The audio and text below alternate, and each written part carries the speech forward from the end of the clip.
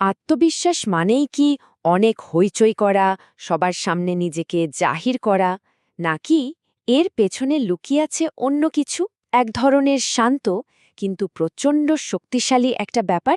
আজকে আমরা সেই নীরব শক্তির শিল্পটাকে একটু বোঝার চেষ্টা করব। আচ্ছা, আত্মবিশ্বাস বললেই আমাদের মাথায় কি আসে?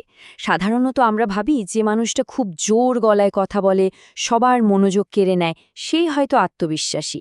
কিন্তু আসল আত্মবিশ্বাস কি সবসময় এত সরব হয়, নাকি এটা এমন একটা গভীর অনুভূতি যা বাইরে থেকে সহজে বোঝা যায় না?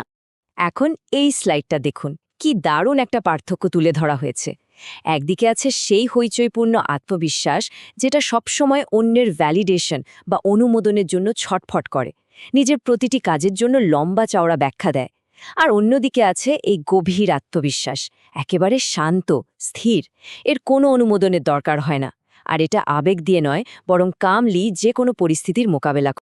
আর এটাই কিন্তু আমাদের আজকের আলোচনার মূল লক্ষ্য, এমন একটা মানসিক অবস্থায় পৌঁছানো যেখানে বাইরের কোনো ঝড়ই আপনার ভেতরের শান্তিকে নষ্ট করতে পারে না। এই যে অটল থাকা, এটাই কিন্তু আসল শক্তি। তাহলে এই শক্তিটা আসবে কোথা থেকে? বাইরের কোনো কিছু থেকে? না, এর উৎসটা কিন্তু আমাদের ভেতরেই। আসল আত্মবিশ্বাস তো ভেতর থেকেই তৈরি হয়। চলুন দেখে নিই এর ভিত্তিটা কিভাবে স্থাপন করা যায়। তো এর জন্য তিনটা মূল স্তম্ভ আছে। প্রথমটা হলো আমরা নিজের সাথে মনে মনে যেভাবে কথা বলি সেটাকে নিয়ন্ত্রণ করা। দ্বিতীয়টা হলো নিজের প্রতি সম্মান তৈরি করা। আর সবশেষে অন্যের স্বীকৃতির যে একটা মোহ থাকে, সেখান থেকে নিজেকে মুক্ত করা। ব্যাপারটা খুব সহজ কিন্তু অনেক গভীর।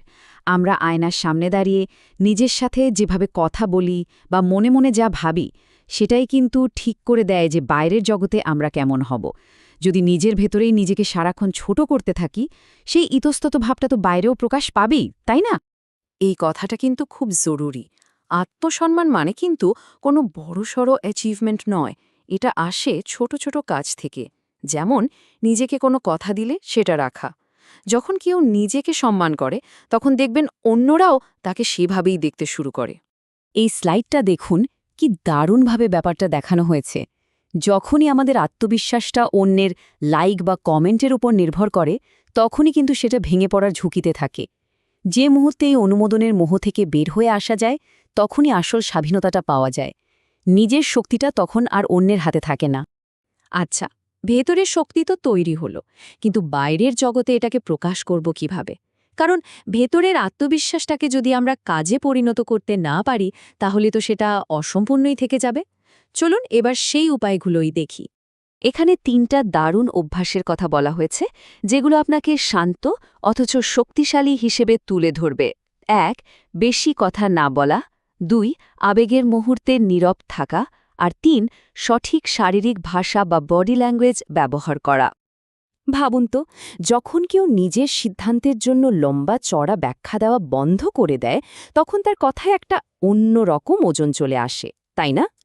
দীর্ঘ কৈফিয়তের চেয়ে একটা ছোট্ট দৃঢ় সিদ্ধান্ত অনেক বেশি শক্তিশালী বার্তা দেয়। এটা বোঝায় যে আপনি যা করছেন তা জেনেই করছেন। এই স্লাইডটা আমার খুব পছন্দের। এখানে নীরবতার শক্তিটা দেখানো হয়েছে।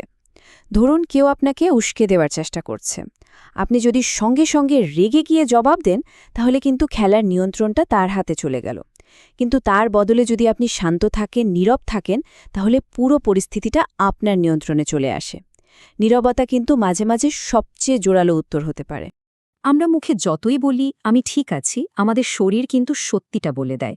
সোজা হয়ে দাঁড়ানো, চোখে চোখ রেখে কথা বলা আর শান্ত স্থিরভাবে নড়াচড়া করা, এই জিনিসগুলো কিন্তু কথা বলার আগেই আপনার আত্মবিশ্বাসটা প্রকাশ করে দেয়। তাই শারীরিক ভাষাকে একদমই অবহেলা করা যাবে না। বেশ, আত্মবিশ্বাস তো তৈরি হলো, কিন্তু আসল পরীক্ষাটা তো তখনই হয় যখন পরিস্থিতি কঠিন হয়ে ওঠে। এই অংশটা সেই সহনশীলতা বা রেজিলিয়েন্স নিয়েই।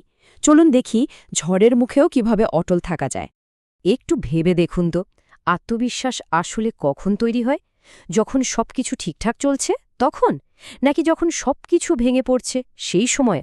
উত্তরটা হয়তো একটু অন্যরকম শোনাবে, কিন্তু এটাই সত্যি। আসল আত্মবিশ্বাস আরামের জায়গায় জন্মায় না, এটা জন্মায় অস্বস্তির মুখোমুখি হয়ে। আমরা যে চ্যালেঞ্জগুলো এড়িয়ে চলি সেগুলোই কিন্তু আমাদের মানসিক শক্তি বাড়ানোর আসল জায়গা। এই ঝড়ের মোকাবিলা করার জন্য এখানে ৩টা মানসিকতার কথা বলা হয়েছে। এগুলোকে বলতে পারেন আপনার টুলকিট। অস্বস্তিকর পরিস্থিতিকে ভয় না পেয়ে তাকে একটা ট্রেনিং হিসেবে দেখা, কোনো প্রত্যাখ্যানকে ব্যক্তিগতভাবে না নিয়ে সেটাকে এগিয়ে যাওয়ার শক্তি বানানো, আর ফলাফলের প্রতি অতিরিক্ত মোহ ত্যাগ কর। এই কথাটা কিন্তু আমাদের সবার মনে রাখা দরকার। রিজেকশন বা প্রত্যাখ্যান মানেই কিন্তু এটা নয় যে আমাদের কোনো যোগ্যতা নেই। এর মানে হলো হয়তো আমাদের পথটা একটু বদলাতে হবে বা নিজেকে আরেকটু উন্নত করতে হবে। প্রত্যাখ্যানকে ব্যক্তিগত আক্রমণ হিসেবে না দেখে এটাকে নিজেকে আরও ধারালো করার সুযোগ হিসেবে দেখা উচিত। আমরা এখন আলোচনার একেবারে চূড়ায় চলে এসেছি, এমন একটা পর্যায়ে যেখানে আত্মবিশ্বাস আর শুধু একটা গুণ থাকে না, এটা হয়ে ওঠে জীবনযাপনের একটা নতুন দর্শন। এটাই আত্মবিশ্বাসের সর্বোচ্চ স্তর। না, এর মানে কিন্তু অহংকার নয়, এর মানে হল এক গভীর মানসিক পরিপূর্ণতা। যখন আপনার সুখ বা শান্তি বাইরের কোনো কিছুর ওপর নির্ভর করে না, তখন আপনি সত্যিই স্বাধীন। আর এটাই হলো সেই আসল শক্তি। এর মানে এই নয় যে আপনি সাফল্য চান না, এর মানে হলো আপনার আত্মমর্যাদাটা সাফল্যের উপর নির্ভরশীল নয়। যখন আপনার কোনো কিছুর প্রয়োজন থাকে না, তখন কেউ আপনাকে ভয় দেখিয়ে বা লোভ দেখিয়ে নিয়ন্ত্রণ করতে পারে না। আপনি মুক্ত। তো এই আলোচনার শেষে একটা প্রশ্ন থাকলো, এমন কোনো একটা জিনিস আছে যার উপর আপনি আজ থেকেই আবেগ দিয়ে প্রতিক্রিয়া দেখানো বন্ধ করতে পারেন? একটু ভেবে দেখুন, কারণ আপনার মানসিক শান্তির চাবিকাঠি কিন্তু আপনারই হাতে।